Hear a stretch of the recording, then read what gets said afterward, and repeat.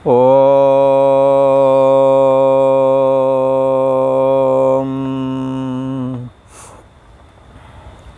श्री योग वासिष्ठ के स्थिति प्रकरण में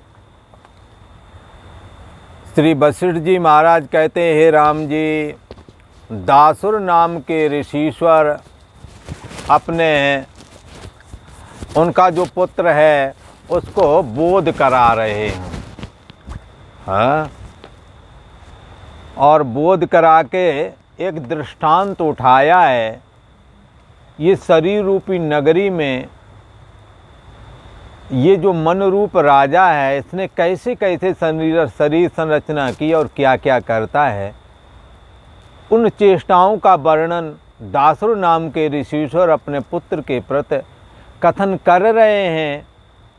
जगत के मिथ्यात्व का बोध कराने के लिए शरीर के धर्म, शरीर और शरीर के धर्म, इंद्रिय और इंद्रियों के धर्म, मन और मन के धर्म का निषेध करा करके चैतन्य सत्ता आत्मा को बोध कराने का अभिप्राय है। जैसे शरीर और शरीर के धर्म, शरीर तो जन्म होता है, फिर अस्थि,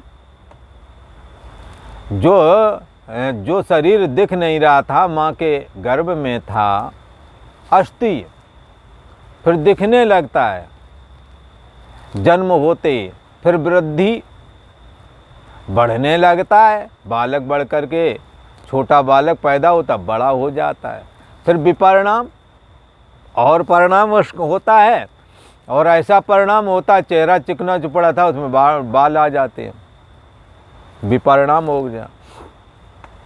विपरिणाम होने के बाद 42 साल के बाद अपक्षय हो जाता है, घटना चालू हो जाता है।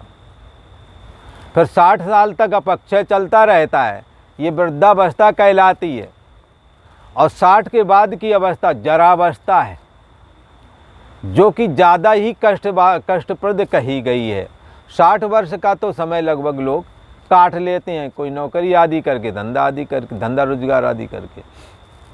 आगे का पीरियड शरीर कमज़ोर हो जाता है। तो शरीर और शरीर के 6 धर्म, जन्मना, अस्थि, वृद्धि, विपरिणाम, अपक्षय और मृत्यु।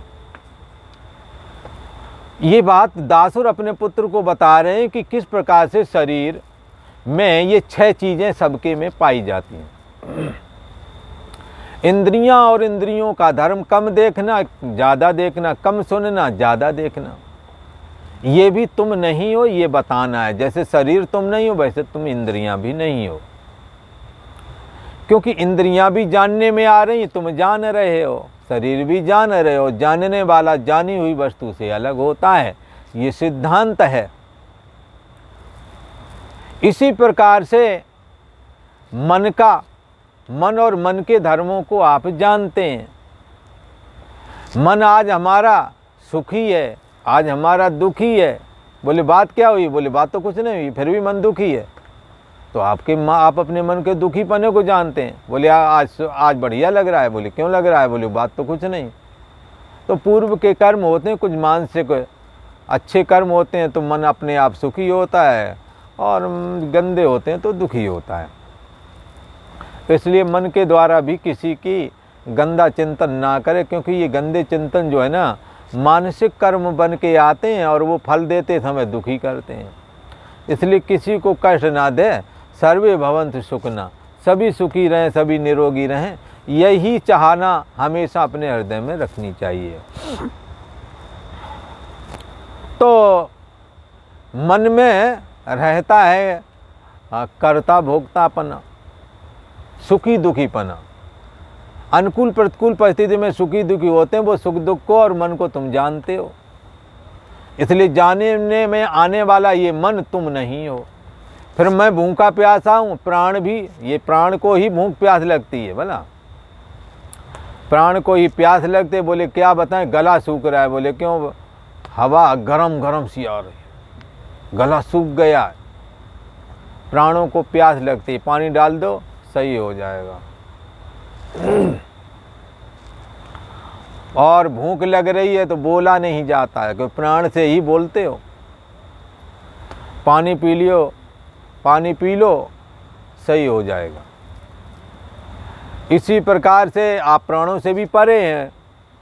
इसी प्रकार बुद्धि का होना ही चेतना का होना है। बुद्धि का ना होना, चेतना सुसुप्त हो जाती है, सो जाती है।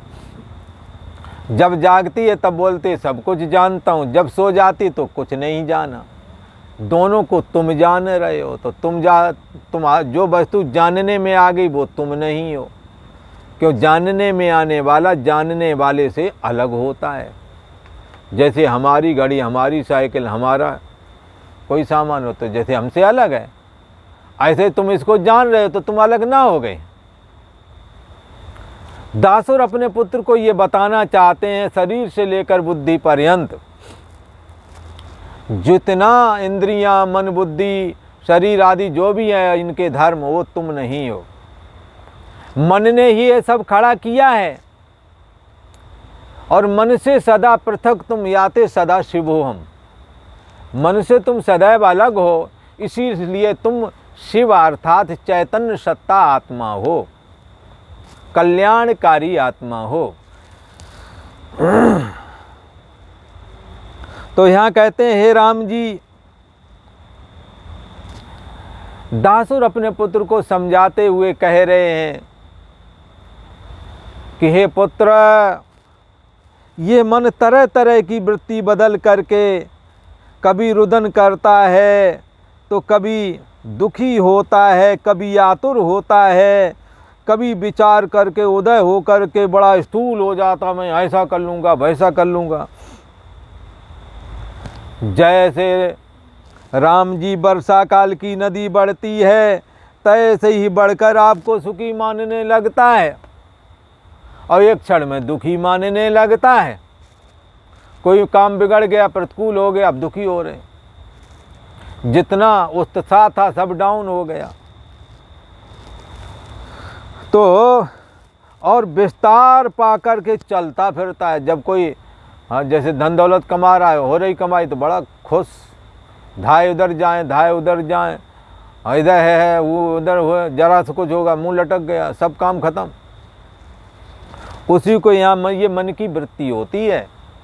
ये किसी के साथ भी हो सकता है, क्योंकि जिन्हों का मन विचार के द्वारा कंट्रोल नहीं किया गया है, जिन्हों के मन में सतशास्त्र और साधु समागम का संस्कार नहीं है, उनके मन उच्छृंखल हो जाते हैं, अनाप शनाप बोलते फिरते हैं। इसलिए क्योंकि मन पर कंट्रोल जो नहीं है, तो ये मन विस्तार पा करके चलता फिरता है और बड़े प्रकाश से प्रकाशता है।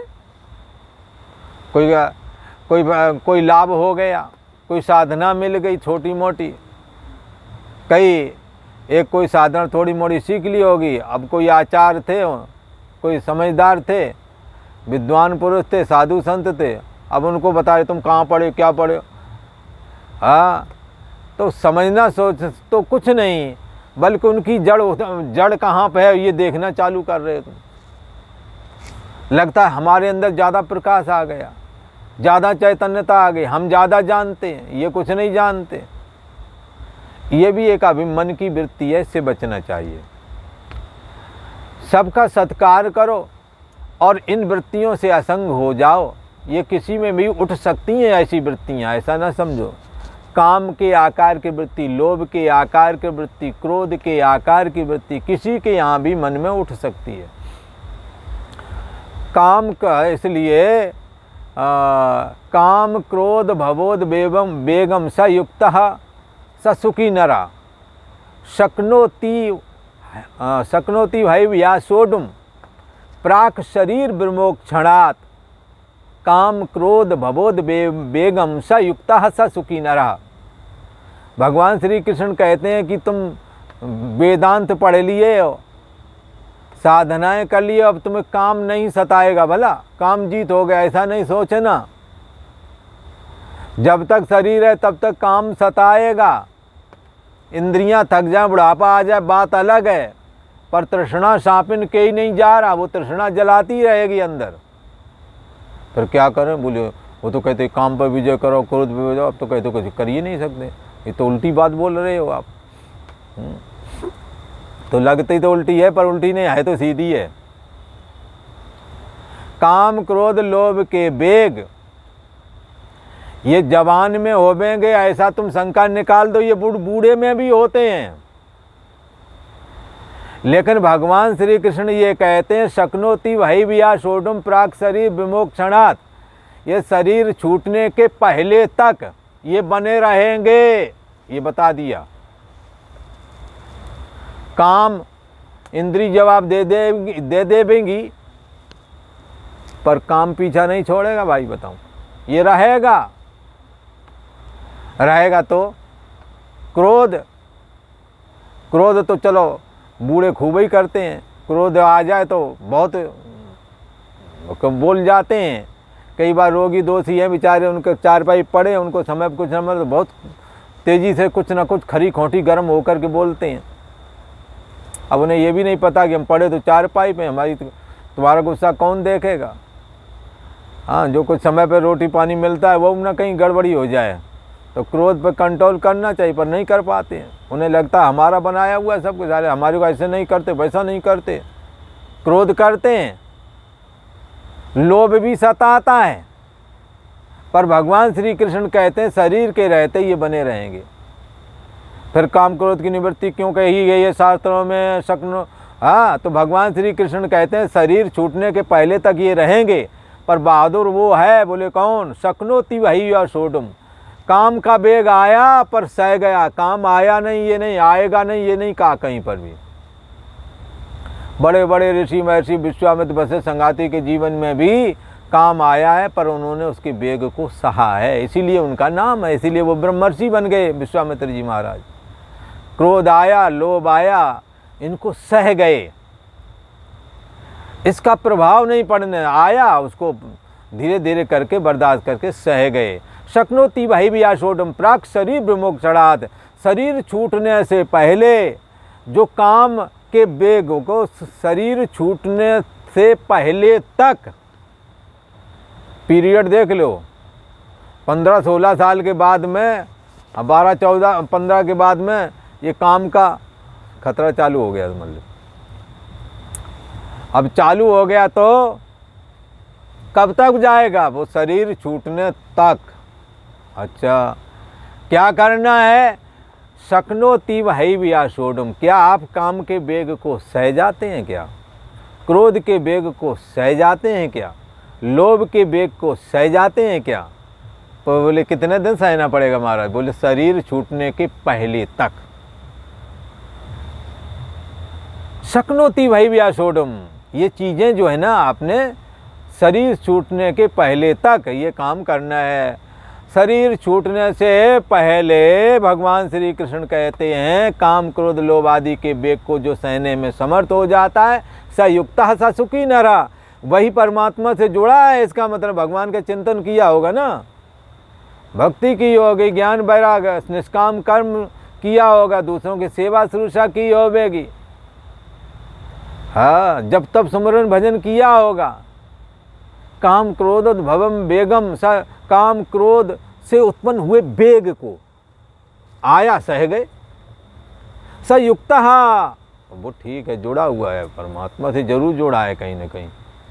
स सुखी नरः, दुनिया में अगर कोई सुखी है तो वही है, ये बात बता दी। जो इस काम को कर लेता है, काम क्रोध लोभ आदि के बेग को आया और उसको सह लिया, आगे नहीं। जिसके लिए कहते हैं मन जाता है तो जान दे, भला दृढ़ कर राख शरीर, उतरी धरी कमान है कहा करेगा तीर। जब कम शरीर से तुम कोई चेष्टा ही नहीं कर रहे हो, सह दुख, किसी ने दिल दुखाया, अपमानित कर दिया मान लो, सह दुख शिकवा न करे, शिकायत नहीं की।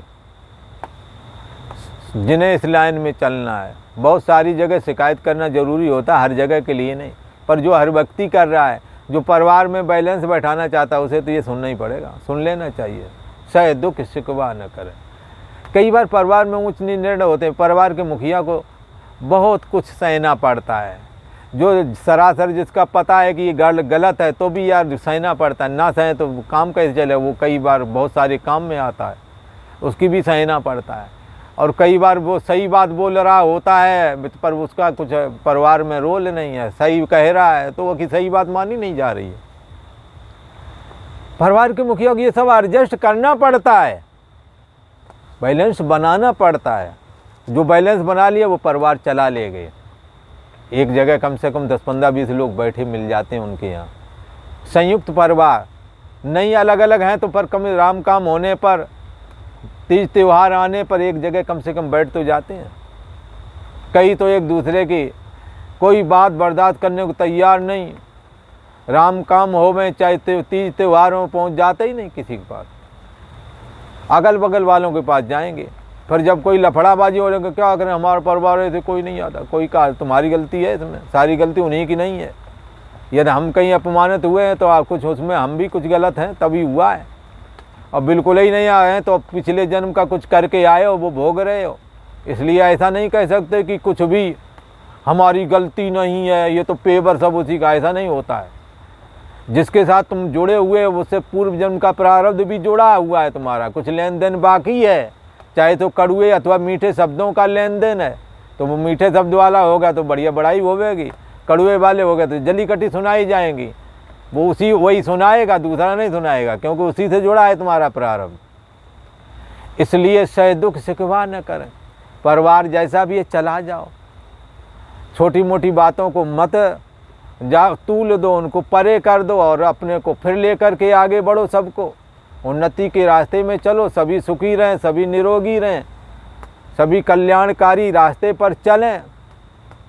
तो ये सारी चीज़ें हमने धारण करनी चाहिए। तो मन क्या है, ये नाना प्रकार की कल्पनाएं करता है। दासुर कहते हैं, हे पुत्र, मन की वृत्ति से अपने को असंग बनाना है, और ये मन बड़े विस्तार को प्राप्त होता है। जहाँ हो जैसे हो उस जगह रुक जाओ। हाँ, और काम क्रोध लोभ आदि के वेग को शरीर के रहते ही सहने की क्षमता हासिल करो, आदत में लाओ कि ये सह लें, शिकवा न करें, किसी तरह से इनको सह जाओ। थोड़े समय की बात है, 42 साल के बाद तो वैसे भी जवानी ढलने लगती है, फिर बाद में धीरे धीरे करके सारे शरीर की इंद्रियां आदि अंग सब जवाब देने लगते हैं। आँखी मीची भोर भया, ये शरीर और शरीर की आयु बिजली की चमक की तरह चली जाएगी। ऐसा सोच करके जगत से वैराग दृष्टि का आश्रय करके एक परमात्मा ही सत्य है, उस सत्य रूप परमात्मा का आश्रय ग्रहण करें। जैसा कि योग वशिष्ठ बता रहा है, कभी तो मन बड़े प्रकाश से प्रकाशता है, उस महीपति की बड़ी महिमा है जिसने ये 9 दरवाजे वाला नगर बनाया है। उचित रूप होकर के ये नगर में स्थित रहता है। शरीर 3.5 हाथ के इस शरीर में ये मन रूपी राजा रहता है, और ये किस प्रकार से हमें संसार में फंसाता है, इस बात की चर्चा श्री दासुर जी अपने पुत्र को बता रहे हैं। और आज इतना ही। ओम इति श्री योग वशिष्ठ स्थिति प्रकरण श्वेतद वैभव वर्णन नाम 1/55 सर्गः। ओम।